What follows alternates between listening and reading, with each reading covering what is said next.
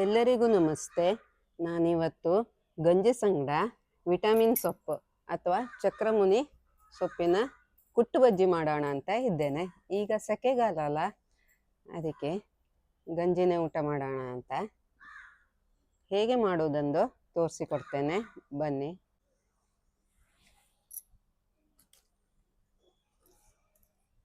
ಒಂದು 2-3 ಜನರಿಗೆ ಸ್ವಲ್ಪ ಸಾಕು, ಹೆಚ್ಚು ಬೇಕಂದಿಲ್ಲ.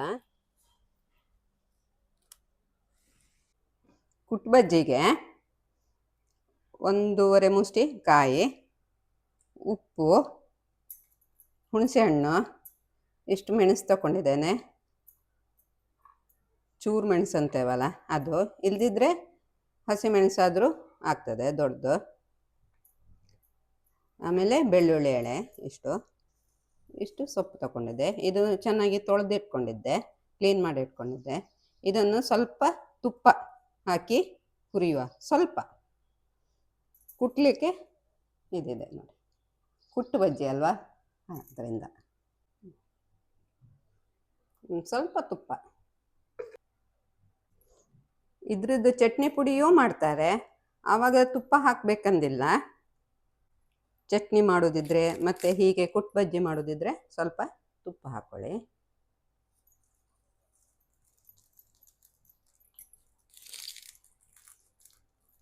ಇದು ಒಳ್ಳೆ ಬೇವಿನ ಸೊಪ್ಪು ಥರನೇ ಇರ್ತದೆ. BP-ಗೆ ಮತ್ತು ಕಣ್ಣಿಂದು ಇದಕ್ಕೆ ಎಲ್ಲ ಒಳ್ಳೆಯದು.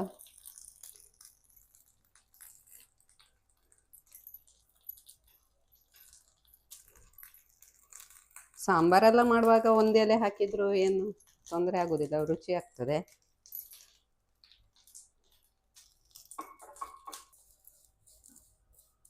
ಆಗಿದೆ, ಇದು ಪ್ಲೇಟಿಗೆ ಹಾಕ್ಕೊಳ್ತೇನೆ. ಸ್ವಲ್ಪ ಕಾಯಿ ಹಾಕ್ಕೊಳ್ತೇನೆ.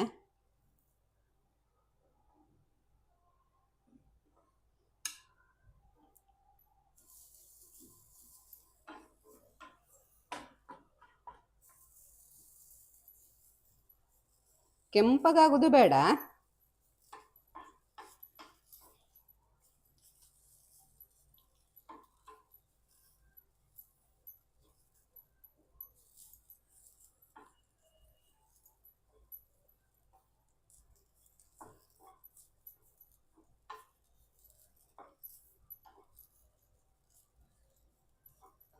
ಮಿಕ್ಸಿಯಲ್ಲೂ ಸಹ ಇದು ಮಾಡ್ಕೋಬೋದು, ತರಿಯಾಗಿ ರುಬ್ಕೋಬೇಕಾಗತ್ತೆ ಪಲ್ಸ್ ಮೋಡಲ್ಲಿ. ಆಗ್ತಾ ಬಂತು. ಸ್ವಲ್ಪ ಬೆಳ್ಳುಳ್ಳಿ ಹಾಕ್ತೇನೆ ಎಳೆ,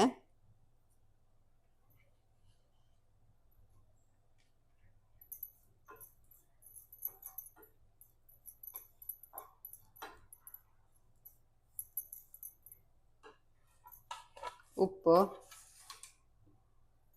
ಹುಣಸೆಹಣ್ಣು,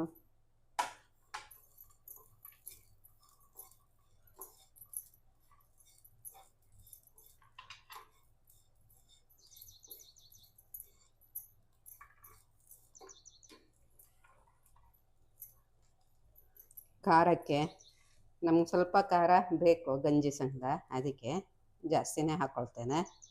ನೀವು ಕಡಿಮೆ ಹಾಕ್ಕೊಳ್ಳಿ. ಈ ಮೆಣಸು ಇಲ್ದಿದ್ರೆ ಉದ್ದ ಇರುವ ಹಸಿಮೆಣಸು ಹಾಕ್ಕೊಳ್ಳಿ. ಸಾಕು, ಬಂದ್ ಮಾಡ್ತೇನೆ, ತಂಪಗಾಗಲಿ.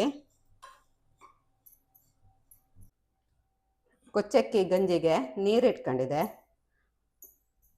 1 ಗ್ಲಾಸ್ ಅಕ್ಕಿ ತಗೊಂಡಿದೆ.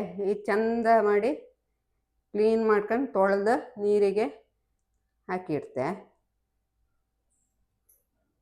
ನೀರು ಬಿಸಿ ಆಯಿತು ಜೋರ, ನೀರು ಮರಳಿದೆ. ತೊಳೆದಿಟ್ಟದ್ದು ಅಕ್ಕಿ ಹಾಕ್ತೇನೆ.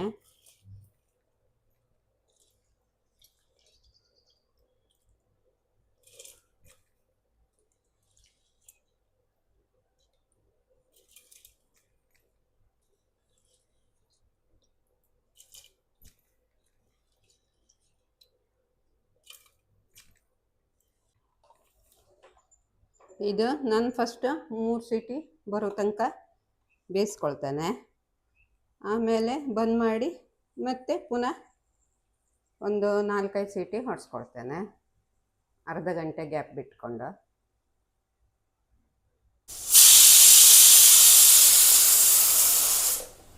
ಆಗಿದೆ, ಇದು ಬಂದ್ ಮಾಡ್ತೇನೆ. ಗಂಜಿಗೆ ಕುಟ್ಟು ಬಜ್ಜಿ ರೆಡಿಯಾಗಿದೆ. ಈಗ ಊಟಕ್ಕೆ ಬಿಸಿ ಬಿಸಿ ಗಂಜಿಗೆ ಸ್ವಲ್ಪ ತುಪ್ಪ, ಉಪ್ಪು ಎಷ್ಟು ಬೇಕಂದ ಹಾಕ್ಕೊಳ್ಳೋದು.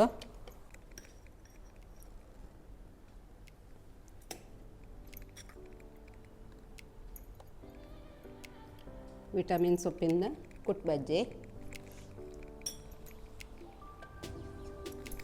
ರೆಡಿಯಾಗಿದೆ. ಊಟಕ್ಕೆ ಬನ್ನಿ.